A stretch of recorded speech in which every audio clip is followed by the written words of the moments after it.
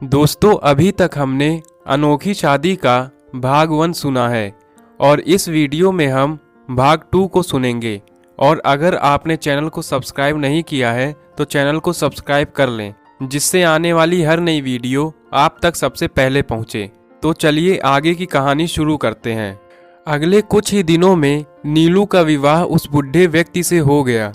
बुढ़े ने वादे के मुताबिक 5 लाख रुपए सौम्या को दे दिए, जिसको पाकर सौम्या खुशी से भर गई। विदा होकर नीलू ससुराल आ गई। ससुराल में पैर रखने से पूर्व उसने अपने पति को औघड़ बाबा की दी हुई जड़ी बूटी के बारे में बताया और खाने का आग्रह किया। ये कैसे संभव हो सकता है? अगर ऐसा हुआ तो मैं दुनिया भर का सुख तुम्हारे कदमों में बिछा दूंगा। नीलू का पति बोला, आप मेरे पति हैं। अग्नि के समक्ष 7 फेरे के साथ ही मेरे सुख दुख, मेरा जीवन आपसे जुड़ गया। आपसे प्रेम के अतिरिक्त मुझे कुछ नहीं चाहिए। नीलू बोली, सिर्फ इतना ख्याल रखिएगा कि किसी के साथ अन्याय ना हो, अनाचार की राह ना चलना। बस यही हिदायत दी थी औघड़ बाबा ने। नीलू ने फिर कहा। नीलू अपने पति को औघड़ बाबा की दी हुई जादुई जड़ी बूटी खिला देती है। कुछ मिनट के लिए नीलू के पति के चारों तरफ दूधिया प्रकाश फैल जाता है, जिसके कारण नीलू की आंखें चौंधिया जाती है। उसे कुछ दिखाई नहीं देता, किंतु दूधिया प्रकाश के उस आवरण के हटते ही आमने सामने खड़े दिव्य कांतिमय चेहरे वाले अत्यंत सुंदर सौम्य युवक को देखकर नीलू पलक झपकाना भूलकर एकटक देखती रह जाती है। नीलू का 70 वर्ष का बुढ़ा पति उस दिव्य औषधि के सेवन से सचमुच किसी देव पुरुष सदृश हो जाता है। वो सुदर्शन युवक नीलू को बाहों में थाम कर कहता है, मैं सचमुच धन्य हो गया तुमको पत्नी के रूप में पाकर। तुम्हारे सतीत्व ने, तुम्हारे मित व्यवहार ने सावित्री की तरह मुझे एक नया जीवन दिया है। नीलू ने मन ही मन औघड़ बाबा को प्रणाम किया, जिनकी कृपा से उसने देवता सदृश पति पाया।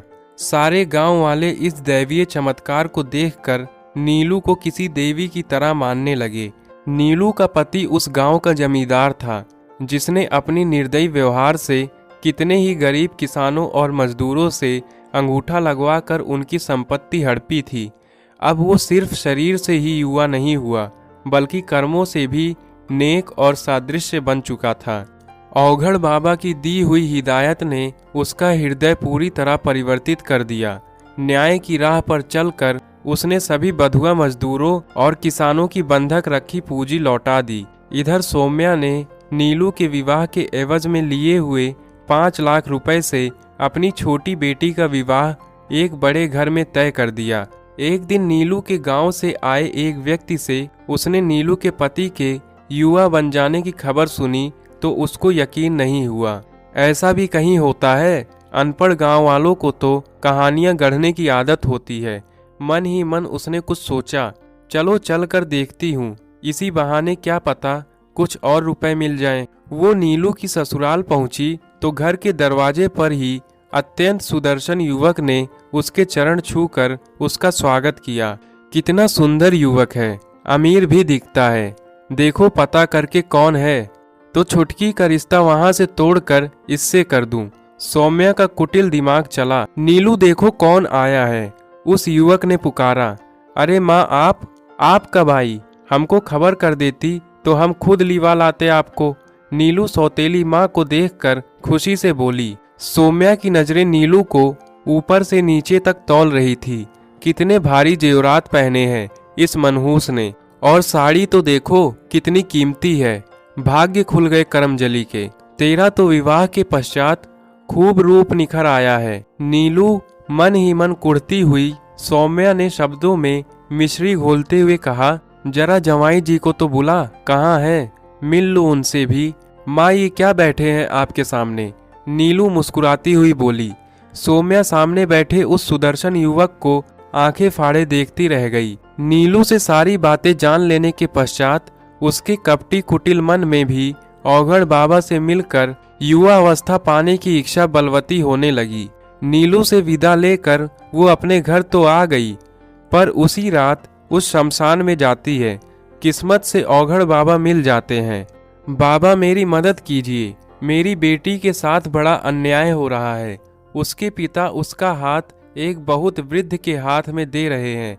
मेरी फूल सी कोमल बच्ची को बचा लीजिए बाबा। दिखावटी आंसू आंखों में भरकर रोती हुई सौम्या ने बाबा के चरण पकड़ लिए। धूनी रमाए बाबा की दिव्य दृष्टि ने सौम्या के झूठ और कपटी रूप को पल भर में पहचान लिया। बेटी, मेरे पास सिद्ध जड़ी बूटी है जिससे बूढ़े से बूढ़ा व्यक्ति भी युवा हो जाता है, किंतु अगर कोई छल कपट से उसको हासिल कर ले तो वो घातक हो जाएगी, बाबा ने चेताया। सौम्या पर युवा अवस्था का लालच हावी था। विनाश काले विपरीत बुद्धि की दशा में उसने उचित अनुचित सब बिसरा दिया। बाबा, मेरी बेटी का जीवन आपके हाथों में है, उसे बचा लीजिए। बेटी, मेरी बातों का ध्यान रहे, बुरी नीयत से इसका उपयोग संकट में डाल देगा। सौम्या की असलियत जानते हुए बाबा ने उसे वो जड़ी बूटी दे दी और वहां से चले गए। सौम्या खुशी से दौड़ती घर आई और जड़ी बूटी खाने वाली थी कि उसके मन में विचार आया कि पहले छुटकी का विवाह कर दूं, फिर इसे खाकर युवा अवस्था प्राप्त कर किसी धनी और सुंदर पुरुष से विवाह कर सुखी जीवन बिताऊंगी। छुटकी का विवाह कर उसको विदा करते ही सौम्या ने जल्दी से उस दिव्य जड़ी बूटी को खा लिया। कुछ ही देर में उसके आसपास काले धुएं का बादल छा गया। उस काली धुंध के छटते ही ये क्या, सौम्या का पूरा शरीर झुर्रियों से भर गया। सन जैसे सफेद बाल, झुकी हुई कमर। सौम्या की उम्र 60 वर्ष से 90 वर्ष की हो गई। अपनी ये दशा देखकर वो चिल्लाती हुई भागी, पर उम्र की अधिकता ने उसके घुटनों को जकड़ लिया। वो दर्द से कराहती हुई वहीं गिर पड़ी। उसकी चीख पुकार सुनकर लोग बाग में आ गए और उसकी ये दशा देखकर हैरान रह गए। कोई मुझे पास वाले शमशान में उस बाबा के पास ले चलो। औघड़ बाबा की चेतावनी याद आते ही सौम्या लोगों से गिड़गिड़ाती हुई बोली, कोई मेरी बेटी नीलू को बुला दो, मैंने उसके साथ बहुत अन्याय किया। रोती रही सौम्या।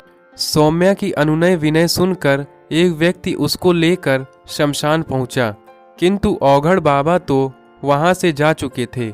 मैं नीच कपटी, मैंने नीलू के साथ बड़ा कपट किया। बाबा, मुझे मेरी गलतियों की सजा मिल गई, मुझे मेरा शरीर लौटा दो। नीलू और छुटकी ने माँ की ये दशा देखकर उनको ले जाने की बहुत कोशिश करी, डॉक्टर को भी दिखाया, परंतु सौम्या अपना मानसिक संतुलन खो चुकी थी। वो बस पागलों के समान मुझे माफ कर दो, मुझे मेरा शरीर लौटा दो, यही बुदबुदाती घर से निकलकर घिसटती हुई यहाँ से वहाँ उसी शमशान में घूमा करती। फिर अचानक ना जाने कहाँ गायब हो गई। कहते हैं कुछ कि बाबा ले गए अपने साथ, तो कुछ का कहना है मरकर उसकी आत्मा वहीं शमशान में रहती है आज भी।